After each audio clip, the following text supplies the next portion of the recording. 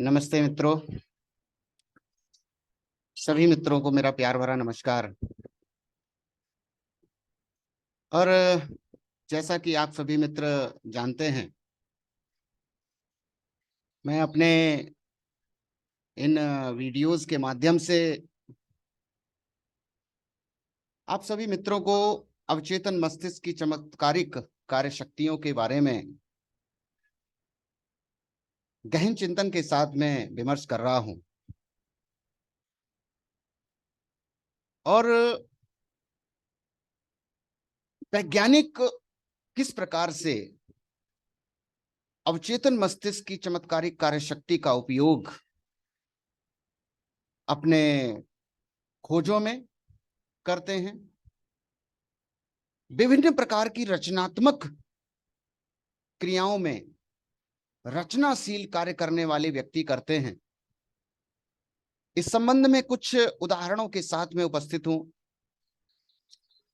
और इसी कड़ी में एक बहुत ही महत्वपूर्ण जानकारी आप सभी साथियों के साथ में लेकर के उपस्थित हूं कि किस प्रकार से एक जो है क्या नाम निपुण चिकित्सक ने मधुमेह की समस्या को सुलझाया था।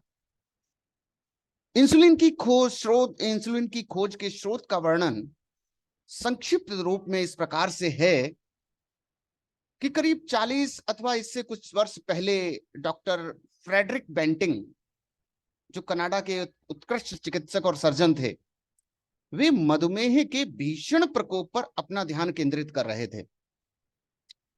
और उस समय चिकित्सा विज्ञान में इस बीमारी को असरदार तरीके से रोकने का कोई भी विकल्प नहीं था।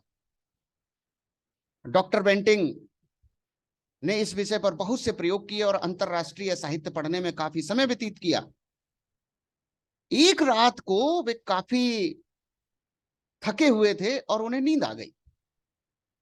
सोते हुए उनके अवचेतन मस्तिष्क ने उन्हें कुत्ते के बेकार पड़े पैंक्रियाज की नली से अवशेष निकालने का निर्देश दिया और इस प्रकार से इंसुलिन की खोज हुई, जिसने लाखों लोगों की सहायता की। हम देखते हैं कि डॉक्टर बेंटिंग लगातार इस समस्या का समाधान पाने में व्यस्त थे। वे एक रास्ता निकालना चाहते थे और उनके अवचेतन मस्तिष्क ने उसके अनुसार अपनी प्रतिक्रिया उनको दे दी। इसका तात्पर्य ये नहीं है कि हमें रातों रात अपना जवाब मिल जाएगा। हो सकता है जवाब कुछ समय तक ना आए। ऐसे में हमें हिम्मत नहीं हारनी चाहिए, लगातार हिम्मत बनाए रखनी चाहिए। हर रात सोने से पहले अपनी समस्या अवचेतन मस्तिष्क को देते रहिए, जैसा पहले कभी नहीं किया था। देरी होने का कारण यह भी हो सकता है कि हम इसे एक बड़ी समस्या की तरह देखते हैं।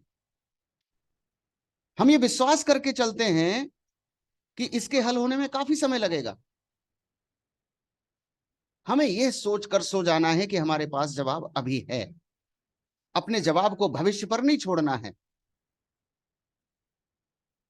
इसके निर्णय पर आस्था के साथ विश्वास रखें। इस बात से सुनिश्चित हो जाइए कि जैसे जैसे हम अवचेतन मस्तिष्क की शक्ति से भली प्रकार परिचित होते चले जाते हैं, हमारी समस्या का उचित जवाब और उत्तम जवाब हमको प्राप्त होता है।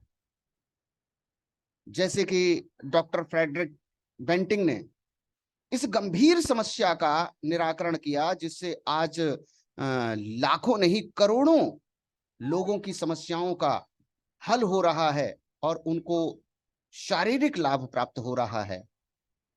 एक बहुत ही महत्वपूर्ण जो है मेडिसिन है, जिससे आज विश्व भर में लाखों लोग जो मधुमेह या डायबिटीज की बीमारी से पीड़ित रहते हैं, उनको तमाम प्रकार का लाभ प्राप्त हो रहा है। अब देखिए, अवचेतन मस्तिष्क की एक और शक्ति के बारे में एक और उदाहरण बताता हूं, जिसमें कि किस प्रकार से एक सुप्रसिद्ध वैज्ञानिक और भौतिक शास्त्री रूसी यातना ग्रह से बचकर के निकले। Doctor Lothas von Blanck rocket society के सदस्य और इलेक्ट्रिक इंजीनियरिंग के उत्कृष्ट शोधकर्ता थे। उन्होंने अपने संक्षिप्त विवरण में बताया कि किस प्रकार उन्होंने अपने अवचेतन मस्तिष्क के द्वारा कोयला खदान के रूसी जेल के कैंप में निर्दयी गार्डों द्वारा अपनी मृत्यु होने से स्वयं को बचाया था। उन्होंने अपना विवरण इस प्रकार से अपनी जीवनी में लिखा है कि मैं युद्ध कैदी के रूप में कोयला की खदान में था और मैंने जेल के प्रांगण में अपने चारों ओर लोगों को मरते हुए देखा था। हमारे ऊपर निर्दयी सुरक्षा कर्मियों, अहंकारी अफसरों, तेज तर्रार और चौकस कर्मियों द्वारा निगरानी रखी जा रही थी। एक छोटे से मेडिकल चेकअप के बाद हर व्यक्ति को कोयले की एक निश्चित मात्रा आवंटित की जाती थी। मेरा कोटा 300 पाउंड प्रतिदिन का सुनिश्चित था। यदि कोई अपना निश्चित कोटा उठा नहीं पाता था तो उसकी खुराक का एक हिस्सा उससे कम कर दिया जाता था। इतनी यातना। और कुछ ही समय के पश्चात वह व्यक्ति शमशान घाट पर आराम कर रहा होता था, अर्थात मृत्यु को प्राप्त हो जाता था। तो डॉक्टर लोथान वॉन ब्लैंक लिखते हैं कि मैंने अपना ध्यान इस कैंप से भागने पर केंद्रित करना शुरू कर दिया। मुझे पता था कि मेरा अवचेतन मस्तिष्क कोई रास्ता निकाल लेगा। मेरा जर्मनी का घर नष्ट कर दिया गया था और मेरा परिवार साफ हो चुका था। मेरे सभी दोस्त और साथी या तो युद्ध में मारे जा चुके थे या वे भी किसी तरह यातना गृह में थे। मैंने अपने अवचेतन मस्तिष्क से कहा कि मैं लॉस एंजलिस जाना चाहता हूं और मुझे आप रास्ता दिखाओगे। यह संदेश उन्होंने अपने अवचेतन मस्तिष्क को भेजा। मैंने लॉस एंजल्स की तस्वीरें देखी। मुझे कुछ रास्ते और इमारतें अच्छी तरह से याद थे। हर दिन और रात मैं कल्पना करता रहता था कि मैं विलशायर के रास्ते में अपनी अमेरिकी दोस्त, जो कि अब उनकी पत्नी थी, के साथ मिलने जा रहा हूं, जिससे मैं युद्ध से पहले बर्लिन में मिला था। अपनी कल्पना में हम स्टोरों, बसों में जाते और रेस्टोरेंट में खाते। हर रात मैं अपनी कल्पना में एक खास जगह से अमेरिकी गाड़ी को लॉस एंजल्स के रास्ते में ऊपर नीचे चलाता। मैंने इन सबको बहुत सजीव और असली की तरह किया। ये पूरा का पूरा चित्र अपने दिमाग में भेजना शुरू कर दिया। मेरे दिमाग में ये तस्वीरें उसी तरह स्वाभाविक थी जैसे जेल के बाहर का एक वृक्ष था। हर सुबह जो मुख्य सुरक्षा प्रहरी कैदियों की लाइन में खड़ा करके गिनता रहता था। उसने पुकारा 1, 2, 3 और जब 17 नंबर की पुकार लगी तो मेरा नंबर था, तो मैं किनारे हो गया। इस बीच गार्ड को 1-2 मिनट के लिए बुलाया गया। जब वह वापस आया तो उसने गलती से मेरे बाद के कैदी को 17 की तरह गिना, और जब शाम को कैदी वापस आए तो संख्या समान थी। उन्हें मेरी कमी महसूस ही नहीं हुई, और जब तक पता चलता तब तक काफी समय हो चुका था और ढूंढने में काफी समय लगा। मैं बिना चिन्हित हुए कैंप से बाहर निकला और पूरे 24 घंटे बिना रुके चलता रहा। अगले दिन एक सुनसान जगह पर आराम किया। मैंने मछली और जंगली जानवरों को मारकर कुछ समय गुजारा। मुझे एक कोयले की ट्रेन पोलैंड को जाती हुई मिली और रात को उसमें बैठकर आखिरी में पोलैंड पहुंच गया।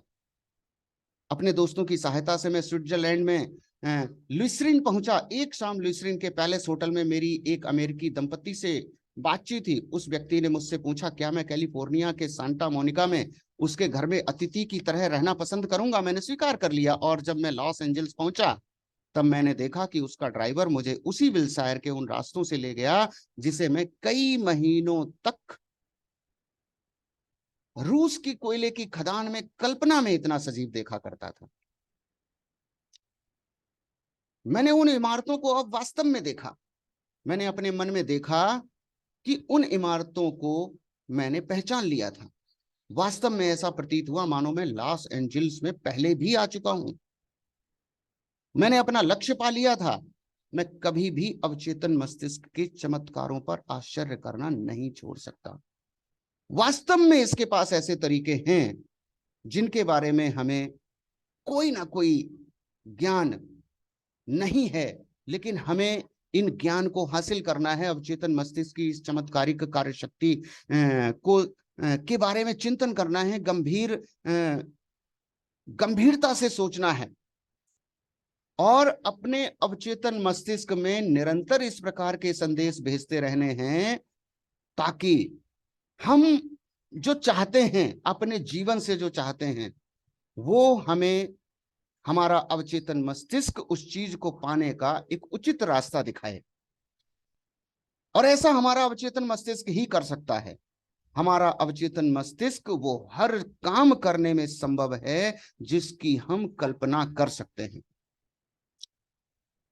तो मैंने इस वीडियो में 2 उदाहरणों के माध्यम से अवचेतन मस्तिष्क की इस चमत्कारिक कार्यशक्ति के विषय में आप सभी साथियों को, अभी आप सभी मित्रों को बताया, और मुझे विश्वास है कि आप सभी जो मेरे व्यूअर्स हैं वो इस अवचेतन मस्तिष्क की चमत्कारिक कार्यशक्ति से काफी हद तक प्रभावित होकर के अपनी इच्छाओं को, अपनी चाहतों को, अपने सपनों को, अपने लक्ष्यों को अपने अवचेतन मस्तिष्क में भेजने की प्रक्रिया को सुबह शाम करेंगे, जिसके माध्यम से आप जो है अपने लक्ष्यों को प्राप्त करने की दिशा में अपने कदम आगे बढ़ाना प्रारंभ कर देंगे। निश्चित ही अवचेतन मस्तिष्क हमें उचित मार्गदर्शन करता है। Thank you for watching my this video. नमस्ते भारत। मिलता हूं अगले वीडियो में अवचेतन मस्तिष्क की और सटीक जानकारियों के साथ में, और किस प्रकार से वैज्ञानिक और रचनात्मक व्यक्ति जो लोग जो हैं वो अवचेतन मस्तिष्क की अपनी चमत्कारिक शक्ति का उपयोग करके बहुत बड़ी रचनात्मकता का विकास करते हैं और हमारे लिए बहुत सारा जो है ऐसी खोजें लेकर के आते हैं जिससे समाज की जो है दशा बदलती है और हमारे लिए जीवन जीना आसान हो जाता है। एक बार फिर से नमस्ते भारत।